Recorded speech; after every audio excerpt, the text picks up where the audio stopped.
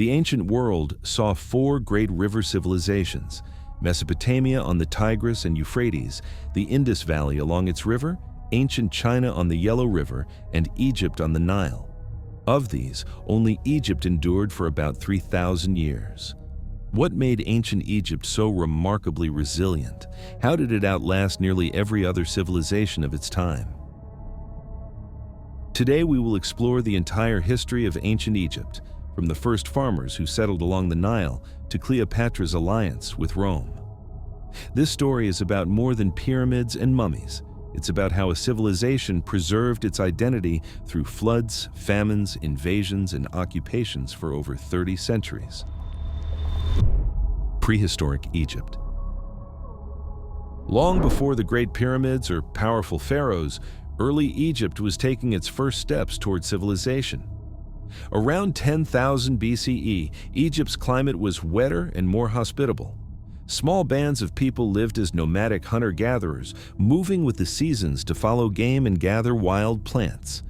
Archaeologists have found their stone tools scattered in ancient lake beds and rock shelters decorated with images of wildlife now extinct in the region. As the climate became drier around 7,000 BCE, these groups began settling along the Nile River, where water was reliable year-round. Here they started farming, growing barley and emmer wheat, and domesticating cattle and goats. They built permanent villages on the riverbanks. The Nile shaped every aspect of life. Every summer the river flooded predictably, leaving behind a thin layer of fertile silt. This natural fertilization created rich soil to grow food. The Nile's regular cycle gave early Egyptians a deep sense of cosmic order, a stability that later influenced their religion. Early Egyptians also observed the sky. By about 5000 BCE, people at Nabta Playa in southern Egypt built a stone circle to track the solstices. This is one of the world's oldest known observatories. Local art and craft skills improved. Distinctive pottery styles appeared. For example, a black-topped red ware in Upper Egypt. Artisans began working with copper, ivory, and semi-precious stones. Figurines of animals and fertility symbols show a growing artistic tradition. About 45 BCE, social differences began to show. Some graves in the Nile Valley contained many more goods than others, suggesting that certain families had more wealth. Leaders with better land and resources were emerging. Long-distance trade also linked Egypt to its neighbors. Copper from Sinai, gold from Nubia, and seashells from the Mediterranean reached Egyptian villages. By around 400 BCE, distinct regional cultures had formed along the Nile. In Lower Egypt, the north, some communities had strong ties with the Levant. In Upper Egypt, the south, the Badarian and Naqada cultures grew more complex. These Naqada communities, centered near what is now Luxor, would later expand northward. Each regional center operated like a small kingdom or proto-state, ruling parts of the Nile Valley. From these fragmented proto-states, the stage was set for the great unification of Upper and Lower Egypt. Unification of Upper and Lower Egypt. Around 3100 BCE, the unification of Upper and Lower Egypt took place. King Narmer of Upper Egypt led a campaign that conquered Lower Egypt in the north. With this victory, Narmer became the first ruler of a united Egypt, the world's first true nation-state under a single king. He symbolized this by wearing both crowns, the white crown of Upper Egypt and the red crown of Lower Egypt. To mark his triumph, Narmer commissioned a carved cosmetic palette, the Narmer palette. On one side, he is shown in the white crown inspecting decapitated foes, and on the other side, he wears the red crown while striking down an enemy. This extraordinary artwork does more than celebrate victory. It establishes a visual language of kingship that lasted for millennia. It presents Narmer as the rightful ruler of both lands and introduces the idea that the pharaoh is both a powerful leader on earth and a representative of the gods. Narmer's unification was not just military might, it was also political innovation. He positioned himself not merely as a conqueror, but as the legitimate ruler of all Egypt. This dual kingship, one king of two lands became a core principle of Egyptian monarchy. Narmer even adopted the Shent double crown that combined the symbols of both regions. He founded a new capital at Memphis, located near the Nile's midpoint. Memphis would serve as Egypt's political and religious center for the next 8 centuries. Through these changes, Narmer laid the foundations for the pharaonic system of rule. He created a dynasty in which the king was seen as both a monarch and a divine mediator, ensuring the stability and unity of Egypt. Early dynastic period. After unification, Egypt's rulers faced the monumental task of organizing their new nation. The early dynastic period, Isai 3000 to 686 BCE, covering dynasties 1 and 2, was when Egypt built its first institutions of government. The new capital at Memphis became the administrative heart of the kingdom. Under these early kings, writing systems evolved rapidly. Hieroglyphic symbols that had been invented for recording Narmer's conquest became more refined and practical. Royal names began to appear in special rectangular frames called serek, early precursors of the later cartouche. Royal burial practices also reveal much about this era.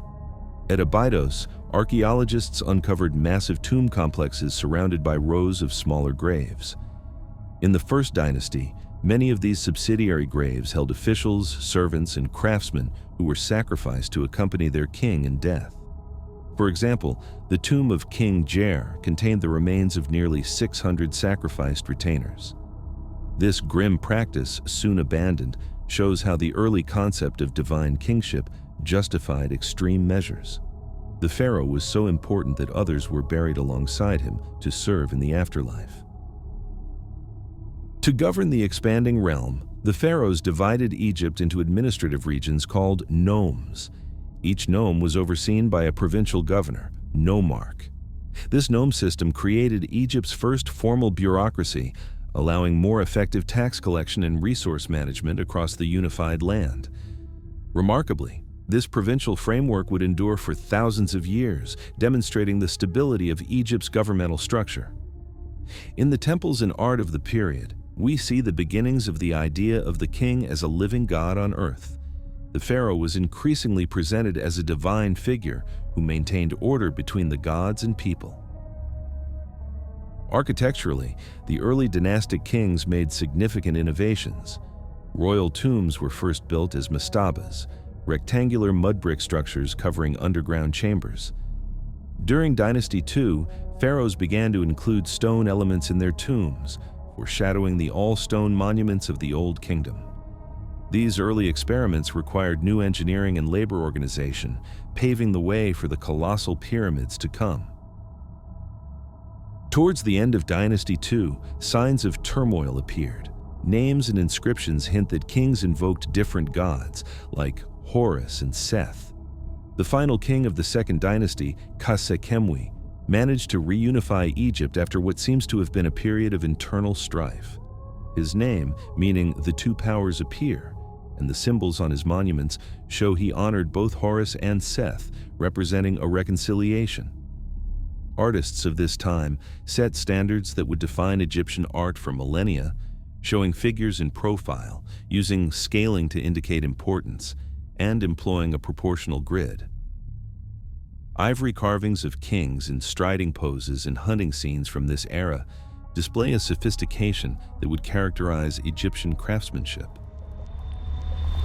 The Old Kingdom begins. The Old Kingdom, c. 2686 to 281 BCE, opened with a transformative leap in Egyptian history. In Dynasty III, King Djoser, also called Netjerikhet, took the throne and decided to create the first truly monumental royal tomb. He appointed his vizier, Imhotep, a polymath skilled in architecture and engineering, to design his burial complex. Breaking with past traditions of simple mud brick tombs, Imhotep conceived a step pyramid at Saqqara. Instead of a flat roof, the structure would rise in 6-stepped layers to a height of about 204 feet. It was made of roughly 850,000 tons of limestone, the very first time Egyptians built on such a scale in stone. This was humanity's first large stone building and a revolutionary advance in architecture. The impact of Djoser's step pyramid was enormous. The pyramid complex was surrounded by a massive enclosure wall and contained elaborate courtyards and temples. Its polished white limestone casing would have gleamed in the sun, making the tomb visible for miles across the desert. It declared a bold new idea: the pharaoh's power and divinity would endure forever. For the first time, a king's tomb was designed to last through the ages.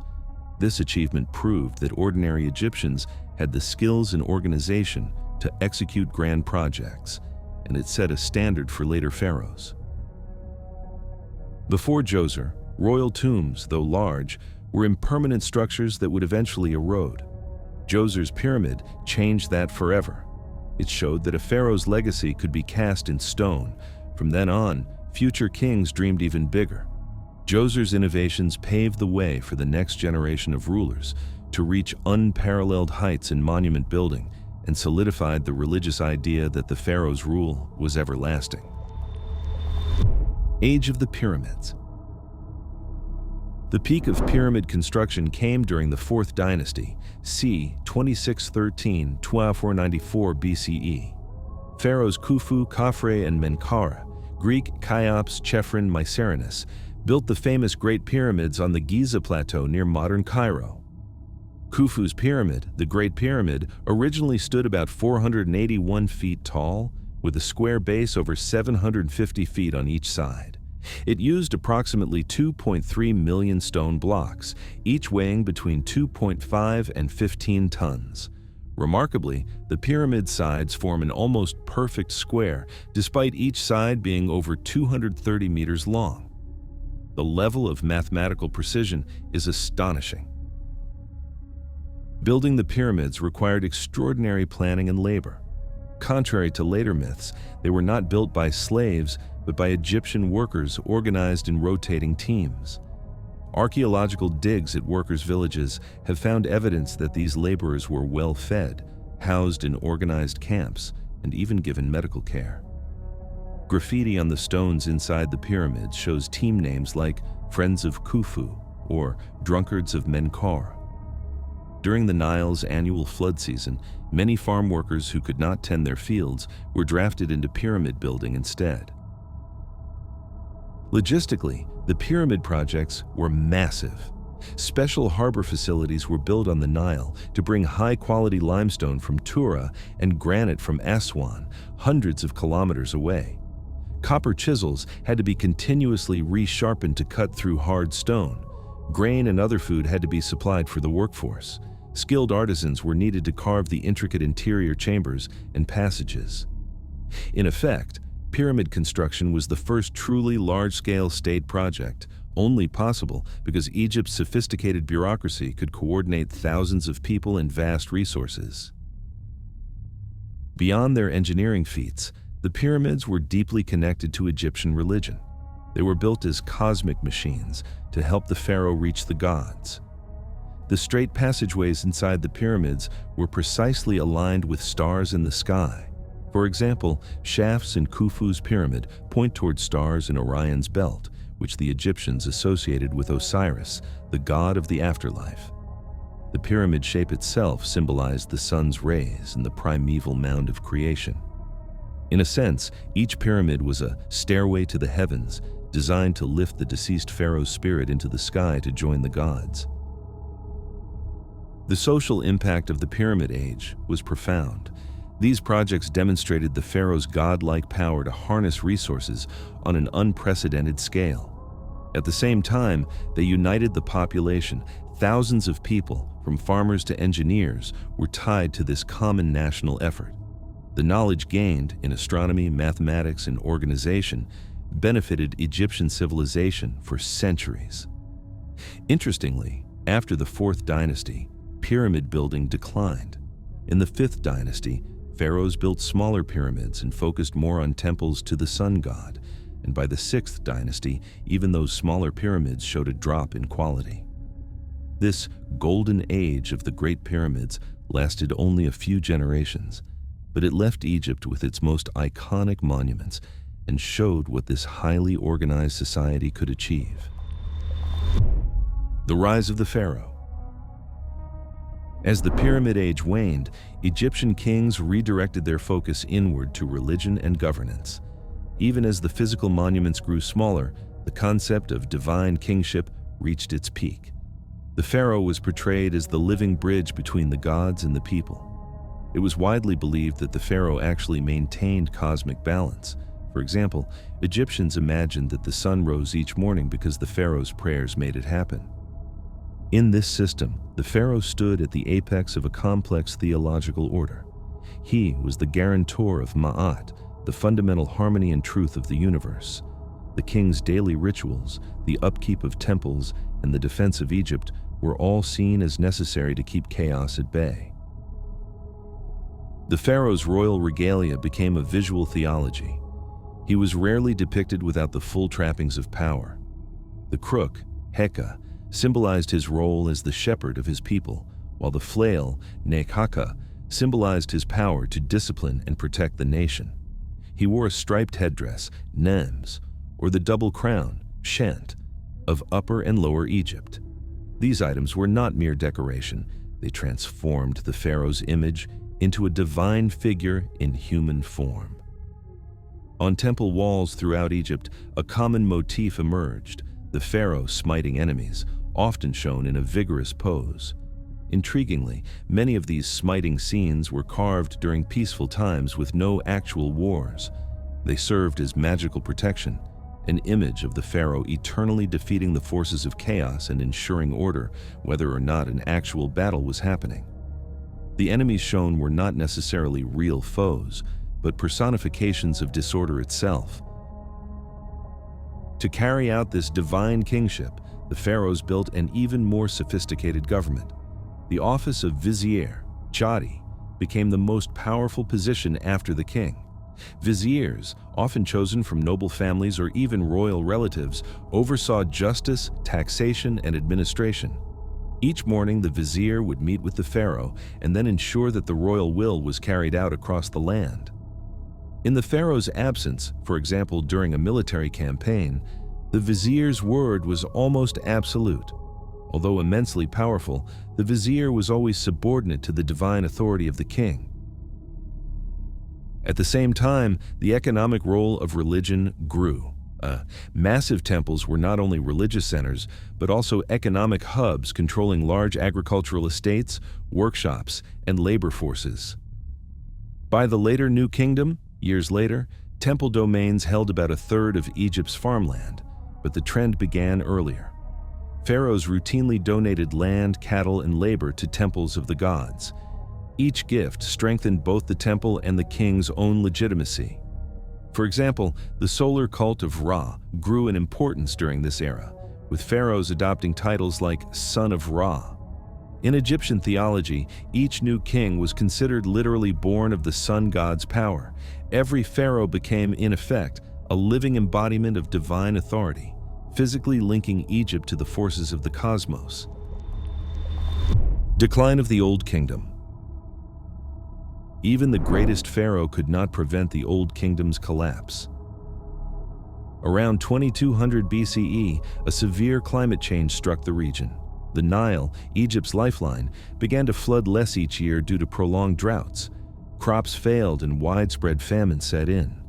This disaster struck at the heart of the divine kingship. If the pharaoh truly maintained cosmic order, the people wondered, why could he not make the rains come back?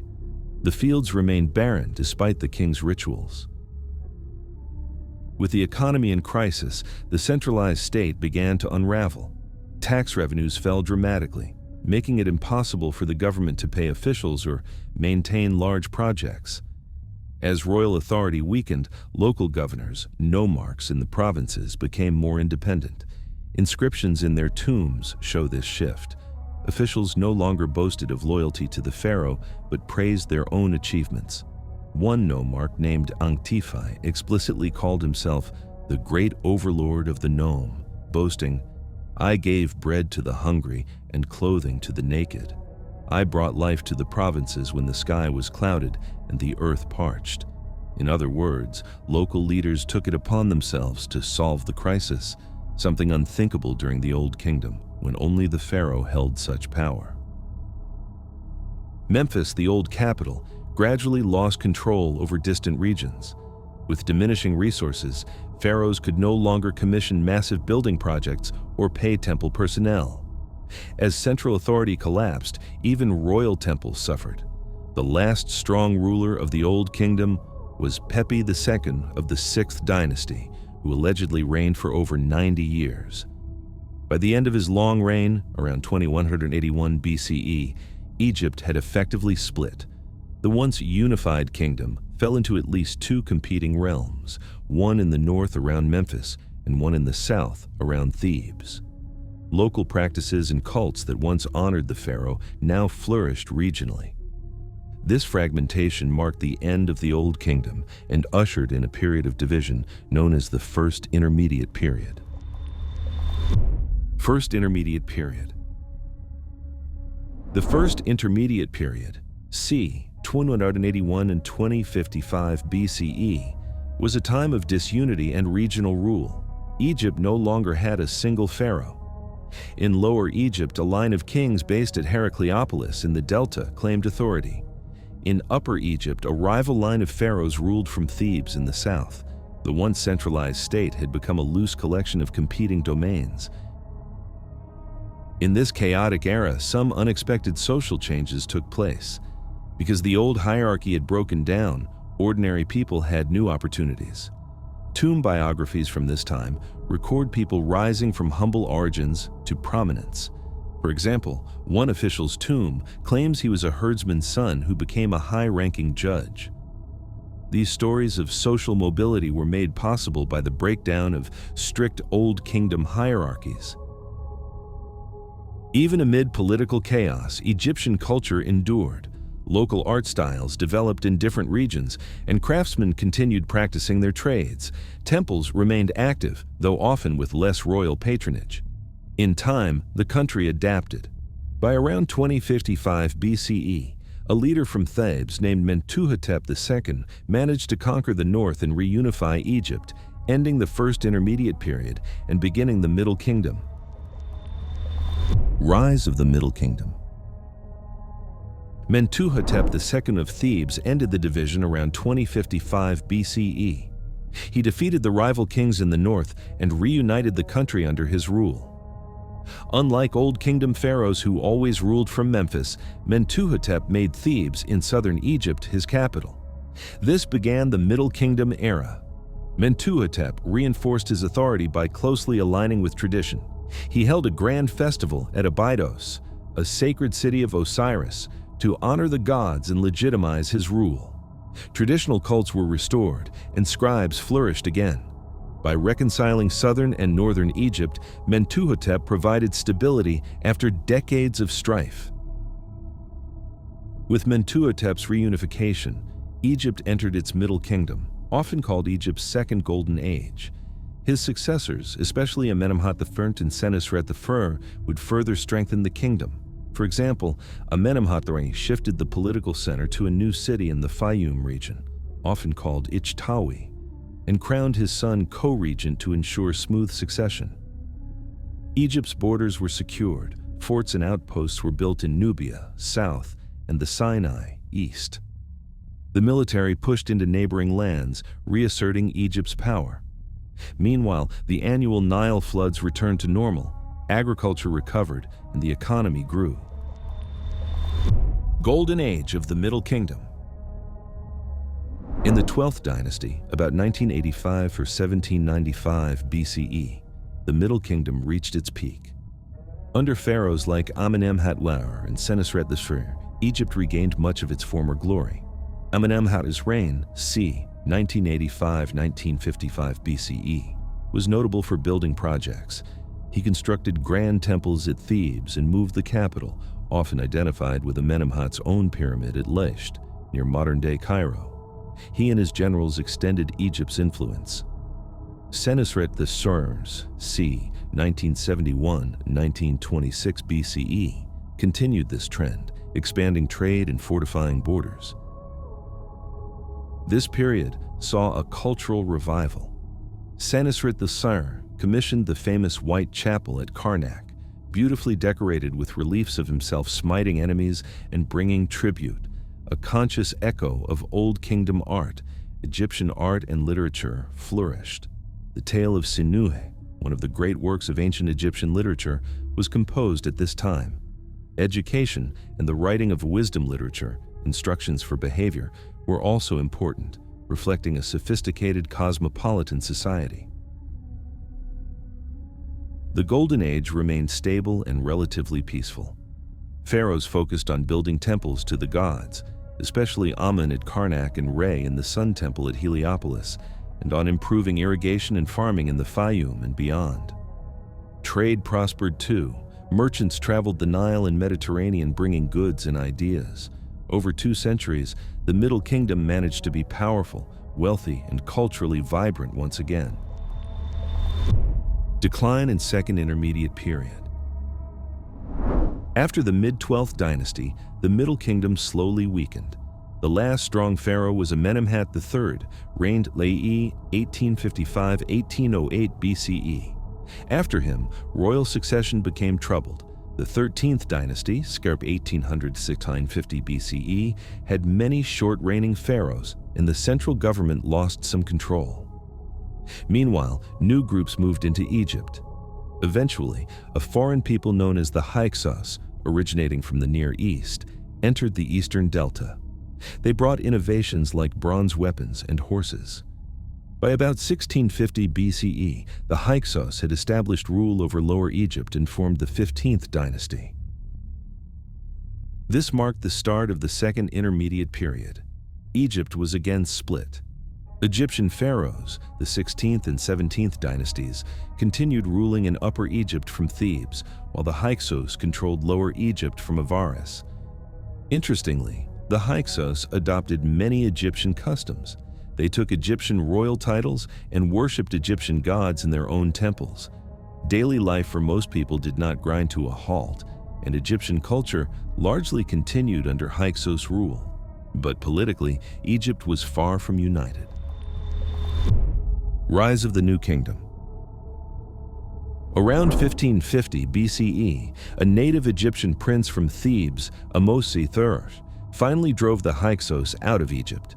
He completed the reconquest of Lower Egypt and reunited the country under Theban rule. Ahmose declared himself pharaoh and founded the 18th dynasty, inaugurating the New Kingdom, Egypt's most powerful era. He established Thebes as the capital again, and a new line of warrior pharaohs took the throne. Akhmos and the early 18th dynasty pharaohs went on the offensive. They organized a strong standing army and built forts along the borders. Egypt began expanding beyond its traditional territory. Thebes flourished, especially the Temple of Amun at Karnak, which became a religious center. Over the next century, Egyptian armies campaigned into Nubia, to the south, and the Near East, the Levant and Syria. Under leaders like Amenhotep IV and Thutmose I, the border was pushed to the Euphrates River in the north. These military successes turned Egypt into a major empire. The pharaoh became not only a ruler, but a conqueror, leading campaigns far from home. Egypt becomes an empire. The New Kingdom truly became an empire during the reign of Thutmose III, c. 1479–1425 BCE, one of ancient Egypt's greatest warrior kings. Often called the Napoleon of Egypt, Thutmose III led at least 17 military campaigns into Syria and Palestine. In 1457 BCE, he won the famous Battle of Megiddo against a coalition of Canaanite states. He reported capturing over 100 enemy chieftains alive. Each campaign brought back great tribute: gold, ivory, ebony, incense, and captives from distant lands. Egypt's influence stretched from the borders of modern-day Turkey down through Nubia in the south. Monuments at Karnak record these victories. Large walls show pharaohs smiting defeated enemies and receiving tribute. Despite constant warfare, Egyptian culture remained strong. Thutmose III and his successors continued building at Karnak and other major temples. Trade routes expanded. Merchants from Africa, Arabia, and the Aegean traded in Egyptian goods. Diplomacy and marriage alliances were also tools. For example, Amenhotep II, Thutmose' son, allied with Mitanni, an empire in Syria, by marriage. In short, by the 18th dynasty's high point, Egypt was the dominant military and economic power in the Near East. The Reign of Hatshepsut. During this prosperous period, an unusual pharaoh took power. Hatshepsut, reigned 1473–1458 BCE, was a daughter of Thutmose I and wife of Thutmose II. When her husband died, the throne passed to his young son, Thutmose III, Hatshepsut's stepson. Hatshepsut initially acted as regent, but she soon became co-ruler and then pharaoh herself. She often portrayed herself as a male king in statues and reliefs, wearing the traditional kilt, beard, and crown. Under her rule, Egypt remained at peace and its economy and arts flourished. Hatshepsut is best known for her ambitious building projects. Her chief architectural achievement is her mortuary temple at Deir el-Bahari on the west bank of the Nile, called Djeser Djeseru, Holy of Holies. This temple, carved into a cliff face, features wide terraces and colonnaded halls. It was decorated with vivid reliefs celebrating her divine birth and the famous expedition she sent to the land of Punt on the Red Sea coast around 1480 BCE, which returned with myrrh, trees, gold, and exotic goods. Hatshepsut's reign showed that a female pharaoh could rule effectively. She balanced the old traditions, worshipping Amun and other gods, while taking control of the kingdom's wealth and tribute. When she died, her stepson Thutmose III became sole ruler, and he would later erase some of her monuments, but her legacy of strong, peaceful rule and monumental building remains remarkable.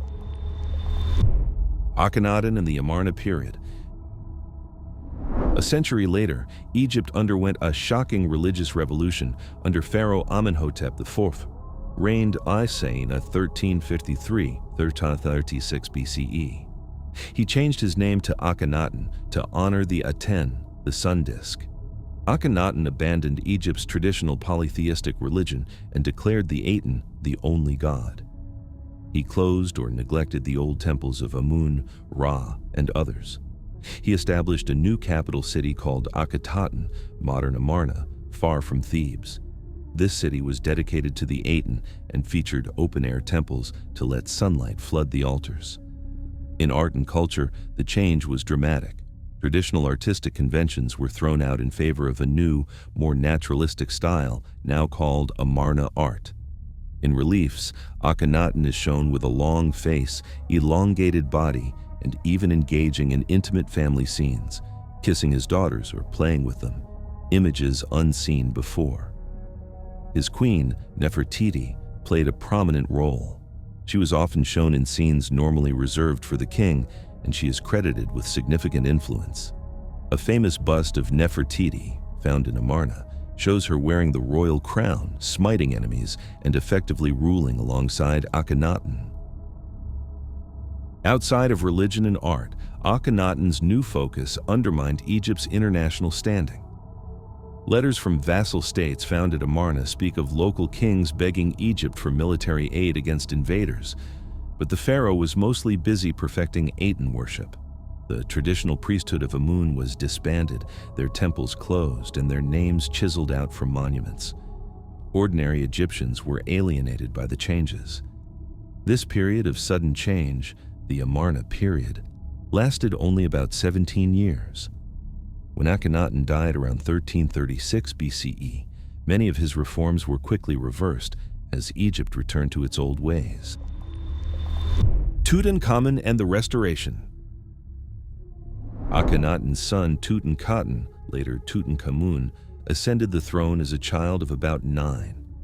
His regents, including Vizier I and General Horemheb, hurried to undo the religious upheaval. The young king took back the old ways. He moved the capital back to Thebes, reopened the temples, and restored the cult of Amun. When he changed his name from Tutankhaten to Tutankhamun, it was a clear signal of returning the gods. In about 1323 BCE, Tutankhamun issued the famous Restoration Stele, which lamented that the gods had abandoned Egypt during Akhenaten's rule and praised Tutankhamun for rebuilding temples and reviving piety. Although Tutankhamun's reign was short, only 9 years, it stabilized Egypt after the Amarna disruption. He died around age 18, likely of a fever or injury, leaving no heir. His tomb in the Valley of the Kings was small but packed with thousands of treasures. Discovered intact in 1922 by Howard Carter, it gave the world a vivid glimpse into New Kingdom funerary practices. The solid gold mask of Tutankhamun and over 5,000 catalogued objects from his tomb revealed the craftsmanship of the period. In effect, the boy king's short rule returned Egypt to orthodoxy and gave us one of history's most famous archaeological treasures. Ramses the Great. The greatest pharaoh of the later New Kingdom was Ramses II the Great, who reigned from 1279 to 1213 BCE. His 66-year reign was marked by enormous building projects and military campaigns. Ramses built more monuments than any other Egyptian king: majestic temples at Abu Simbel and Luxor, massive statues, and even entire cities. One in the Delta was named Pyramus after him. He had over 100 children by his many wives and concubines, ensuring a dynasty of his own. Ramses was also a famed warrior. Early in his reign, he fought the Hittite Empire for control of Syria. The Battle of Kadesh, around 12 to 74 BCE, was one of the largest chariot battles ever fought. Ramses ultimately turned it into a propaganda triumph. On temple walls throughout Egypt, he is shown single-handedly repelling thousands of enemies. In reality, the battle was roughly a draw, but Ramses claimed a decisive victory. Notably, he later negotiated a formal peace treaty with the Hittites around 1258 BCE, the first recorded peace treaty in history. A copy of this treaty hangs today in the United Nations as a symbol of early diplomacy. One of Ramses's beloved queens was Nefertari. Ramses honored her with a lavish tomb in the Valley of the Queens, filled with vivid paintings still bright after 3 millennia. He also built a small temple at Abu Simbel in her memory. Perhaps Ramses's most unusual habit was reusing older monuments. Throughout Egypt, statues and buildings from previous pharaohs were altered to bear Ramses's name. This wasn't mere vanity. It was a deliberate effort to place himself at the center of Egypt's long history and ensure his memory would last forever. By inscribing his name over those of others, Ramses created an omnipresence of his legacy. Thanks to all of this, Ramses is still remembered 3,000 years later. Yet by the end of his reign, the empire he had strengthened began to unravel almost immediately. Decline of the New Kingdom. The empire Ramses II built began to fade soon after his death. The 19th dynasty continued through a few generations, but internal and external pressures mounted. Around 1180 BCE, Egypt faced a series of invasions by groups collectively called the Sea Peoples, possibly migrants or raiders from the Mediterranean. Ramses III reigned 1186 BCE, famously defeated the Sea Peoples in naval battles, claiming to have crushed their invasions. Even so, these conflicts severely weakened Egypt's economy and military. In the 20th dynasty, successive pharaohs took Ramses's name to invoke his glory, but none could match his strength. By about 1069 BCE, Egypt's power collapsed. The line of Tanite kings in the north fell apart. Governors and priests took control of their regions. The centralized New Kingdom authority dissolved. The country once again broke into competing territories, and foreign rulers began to encroach. This started the Third Intermediate Period of Egyptian history. Third Intermediate Period. From 1069 to about 664 BCE, Egypt was politically fragmented. In the north, the Delta, Egypt's rule was largely controlled by pharaohs of the 21st dynasty based in Tanis. In the south, Upper Egypt, the powerful priests of Amun at Thebes held sway. Egypt was no longer a single state, but a confederation of allied kingdoms. During this time, traditional Egyptian culture persisted. Artisans continued to work in local styles, and temple rituals at sites like Karnak and Luxor continued, though on a smaller scale. In 945 BCE, a Libyan chieftain named Shashank seized control. He founded the 22nd dynasty and briefly reunified Egypt under his rule. Shashank even campaigned in Judah, as recorded in the Hebrew Bible. The Libyan pharaohs retained many Egyptian customs, but also installed family members in key positions. By the 23rd dynasty, rival Libyan families controlled different parts of Egypt simultaneously. At times, multiple kings ruled at the same time in different cities. Yet through all this, daily life went on. Local economies and regional trade networks became more important than international projects. Distinct local cultures developed, but the temple at Karnak still stood as a religious focal point, and Egyptians continued to honor their gods. Throughout the Third Intermediate Period, Egypt remained culturally vibrant even as power was divided. Eventually, a new southern power would arise to reunify the country once again. Nubian pharaohs. Far to the south, in Nubia, Kush, a new dynasty was rising. By around 744 BCE, the Kushite king Piye, also called Pianki, led his army into Egypt from Nubia. He marched north, proclaiming that he had come to restore Ma'at, order, in Egypt. Piye defeated the northern rulers and established himself as pharaoh of a reunited Egypt, founding the 25th dynasty. The Kushite pharaohs styled themselves as the true guardians of Egyptian tradition. They built pyramids for their own burials at El Kuru and Nuri in Nubia, and erected statues and temples in Egypt. King Shabaka, c. 721 or 707 BCE, and later Taharka, c. 690 Yagano or BCE, continued this Egyptian renaissance. They undertook large building projects, especially in temples at Karnak and Kawa, and restored many neglected monuments. Taharka even campaigned into the Near East and appears in Assyrian records. Under the Kushite pharaohs, Egyptian arts and architecture flourished once again, drawing upon the glories of the Old and Middle Kingdoms. Assyrian Invasions. The 25th dynasty's control would be the last for Egyptian pharaohs. In the late 8th century BCE, the Neo-Assyrian Empire to the northeast became a threat. In 671 BCE, the Assyrian king Esarhaddon invaded Egypt, capturing Memphis and forcing Taharka to retreat to Nubia. A few years later, the Assyrians returned under Ashurbanipal and captured Thebes itself in 663 BCE. They looted the temples and captured Pharaoh Tanamani.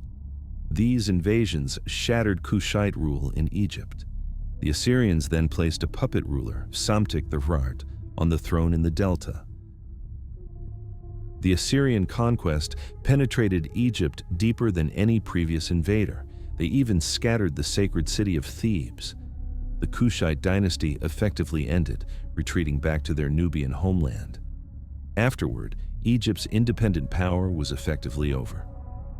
The region to the south, Nubia, remained largely under Kushite control for a time, but Egypt itself now looked for a new era of native restoration. The Late Period. From around 664 to 525 BCE, Egypt experienced a cultural revival under native rulers, the 26th dynasty. Psamtik IV, a local Theban general, reunified Egypt and expelled the Assyrians. His capital was Sais in the Delta. The rulers of Sais styled themselves as heirs of Egypt's past, restoring Old Kingdom traditions. They held festivals at Memphis, honoring Ptah, and rebuilt temples at Thebes and elsewhere, consciously connecting themselves to Egypt's golden age. During this late period, Egypt also opened up to the wider world.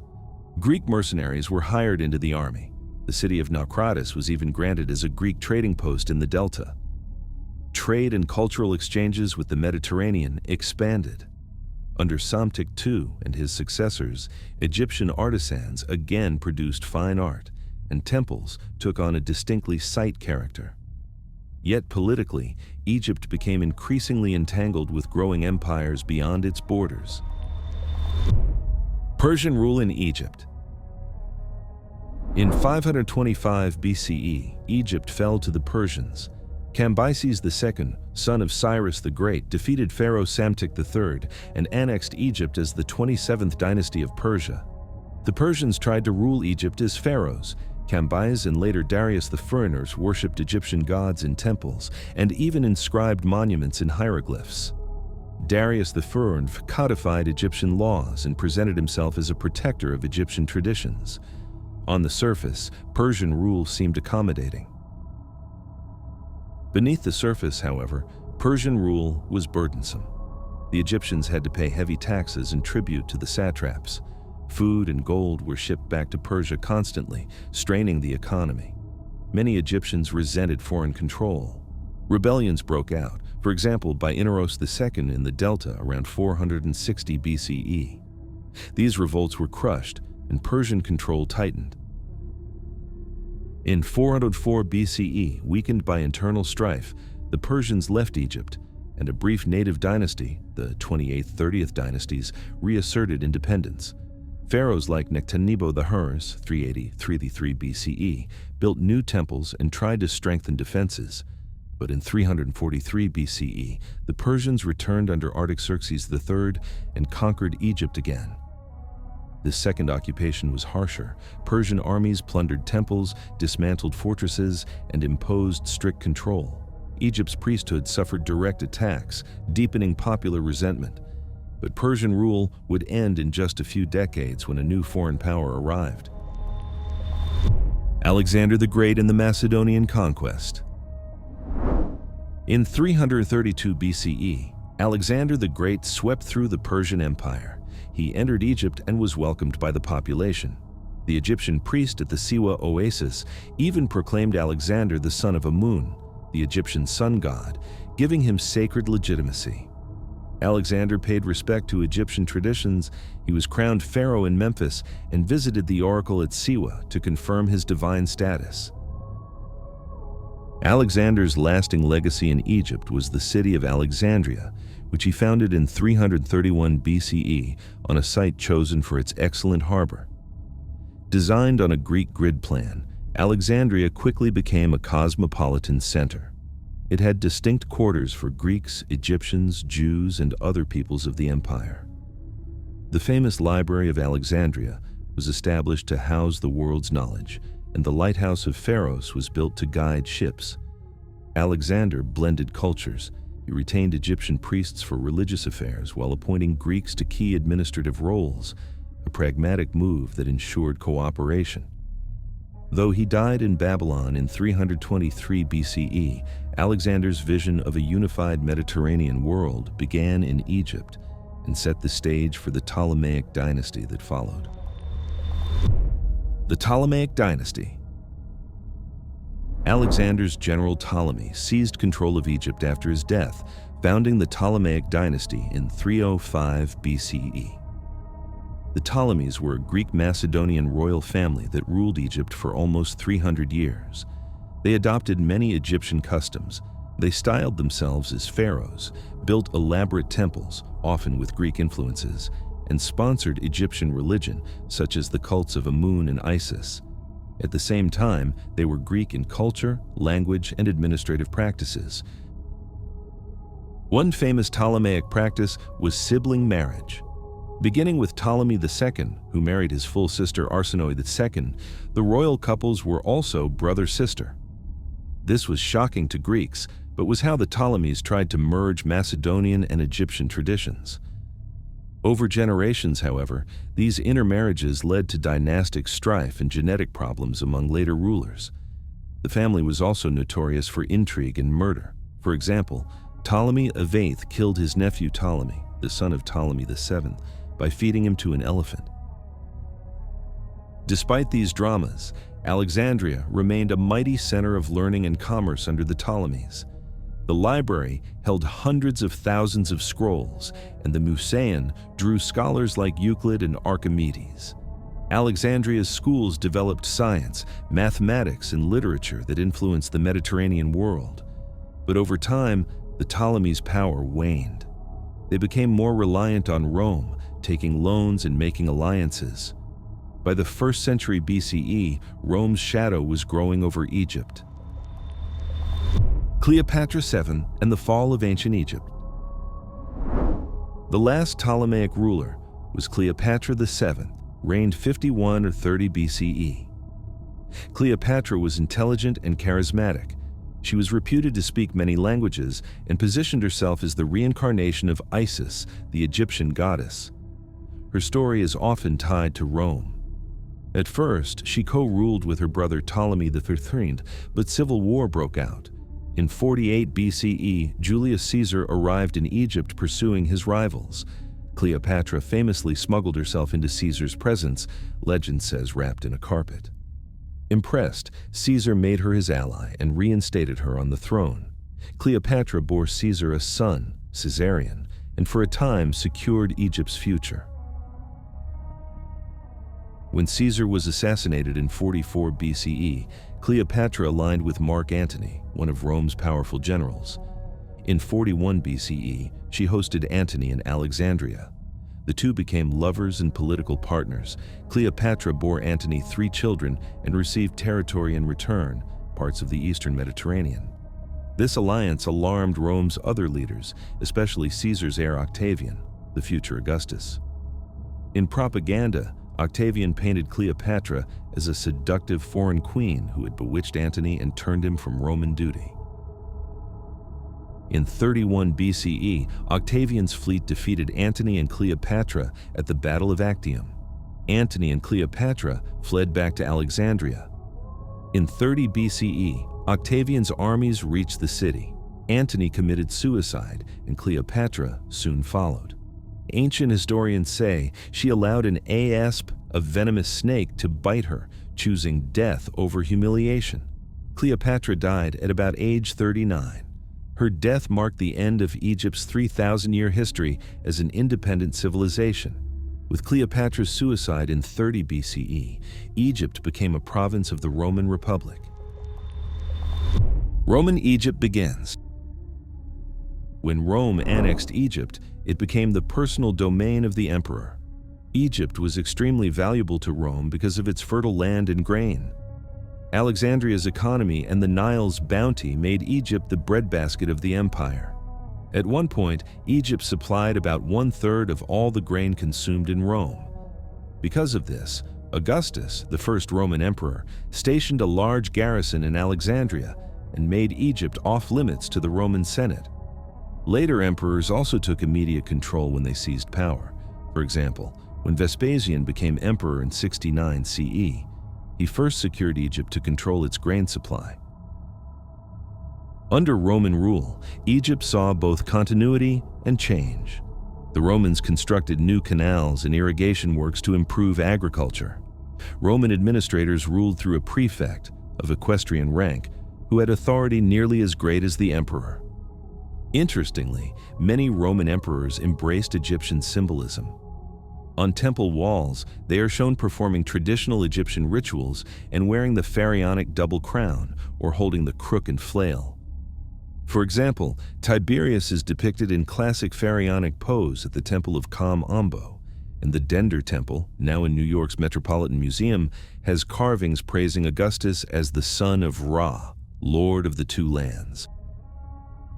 Alexandria remained the intellectual and cultural hub. Greek philosophers debated alongside Egyptian priests. The Great Library, though it had suffered damage in earlier wars, still drew scholars, and a new library was later built. Traders from all over the empire, along with Greek and Egyptian craftsmen, made Alexandria one of the ancient world's most cosmopolitan cities. Gradually, Egypt's traditional religious landscape changed. Greek and Latin became the languages of government, replacing Egyptian in everyday life. Temples continued to be built in the early Roman period, for example, under Caligula and Nero. But over time, Christianity grew. By the late 4th century CE, Emperor Theodosius IV banned pagan worship. The Temple of Isis at Philae remained active as late as 537 CE, but it too was finally closed by the Emperor Justinian. In other words, by the mid-6th century CE, the era of the ancient Egyptian gods had come to an end. While the Romans introduced standardized administration, census records, coins, and uniform taxation, they also turned Egypt into an exploited province. The land was divided into administrative districts, each carefully taxed and recorded. The Romans saw Egypt primarily as a resource to feed Rome, often ignoring its older cultural importance unless it suited the empire. Egypt's story is one of resilience. For over 3,000 years, it adapted to changing times. Empires rose and fell along its borders, rulers of many races and faiths governed in the Nile Valley, but the land and its people remained. Even under Roman rule, Egyptian temples and traditions survived for centuries more. The last temples fell silent, and Christianity took hold, but the memory of ancient Egypt lived on in history and architecture. Through floods and famines, foreign invasions, and cultural revolutions, Egypt maintained an identity that shaped the ancient world and continues to captivate us today. Epilogue. Ancient Egypt was not just a place of grand monuments and distant gods. It was a living society built around a river that kept time for its people. Farmers, builders, scribes, priests, and kings all took part in a shared project to make life predictable, to store knowledge, and to pass meaning from one generation to the next. The pyramids and temples are the clearest traces of that effort, but the real story is in the everyday choices, how people organized work, how they kept records, how they taught their children, how they trusted a system that tied cosmic order to human rule. Across 3,000 years, Egypt shows us both the power and the limits of human designs. Great institutions and impressive monuments can last, but they can also fail when climate, economy, or politics change.